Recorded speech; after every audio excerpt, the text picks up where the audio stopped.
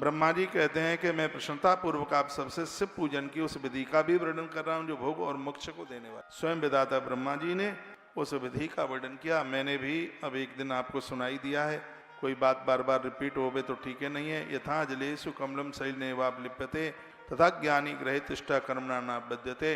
जिस प्रकार से कमल पानी में लिप्त नहीं होता, कीचड़ में लिप्त नहीं होता, उसी प्रकार से भगवान की पूजा करने वाले लोग संसार की वासना में लिप्त नहीं होते। इसलिए हर घर में भगवत बंदन, भगवत पूजन होना चाहिए। लिखा यावद ग्रह श्रमे तिष्ठा तावदाकार पूजनम कोरिया श्रेष्ठ सुप्रीत्या सुरेशु कल्पंच। वर्णन किया जिनके घर में 5 देवताओं की पूजा है, लिख लो, गणेश जी, सूर्य, विष्णु, शंकर जी और माँ दुर्गा।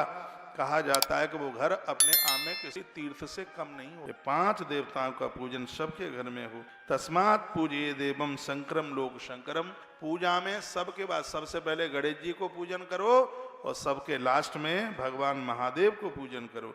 सर्व काम फलवाप्त सर्वभूत हितारता।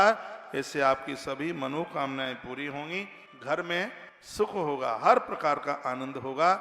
ऐसा वर्णन किया गया है, ऐसा कहा गया उत्तिष्ठोत्तिष्ठ देवी सवतिष्ठा हृदय समय उत्तिष्ठ तुमाप सता ब्रह्मांडे मंगलम कुरु।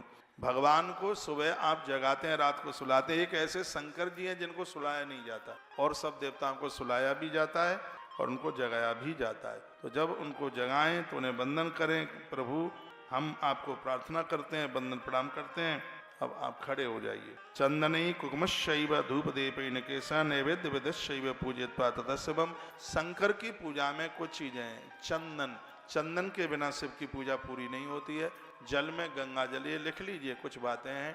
बेलपत्र है, भस्म है, एक 5 मनके की माला बना लो, रुद्राक्ष अपने हाथों से ही गूंथ लो। पूजा के तत्पश्चात फिर उनको पहना दीजिएगा। हमने भी ऐसा किया है। बड़ा अच्छा लिखा है कि शंकर के सानिध्य में जो भी आप कुछ करते हैं वो आप अनंत गुना फल हो जाता है। एक बात और इसमें कही गई है, जब कहीं किसी विशेष मंदिर में आप पूजा के लिए जा रहे हैं तो पूजा के तत्पश्चात एक श्रीफल जरूर चढ़ाइए, नारियल।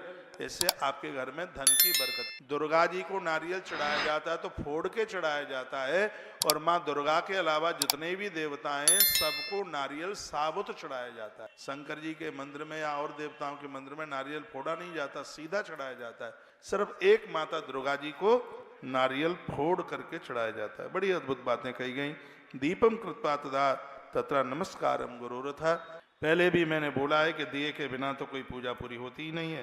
तिल, यव, गोधूम, गेहूं, मूंग इत्यादि से भगवान को वंदन पूजन कीजिए। बेलपत्र समर्पित होने से शिव की पूजा सब हो जाती है। शंकर जी को घृतपूर्ण दीपक भी जलाया जाता है। बुद्धिमान मनुष्य को चाहिए गुरु के द्वारा बताए गए नियम के अनुसार देवताओं की पूजा करोगे तो उसका तत्काल फल आपको प्राप्त होगा। अब फूल कौन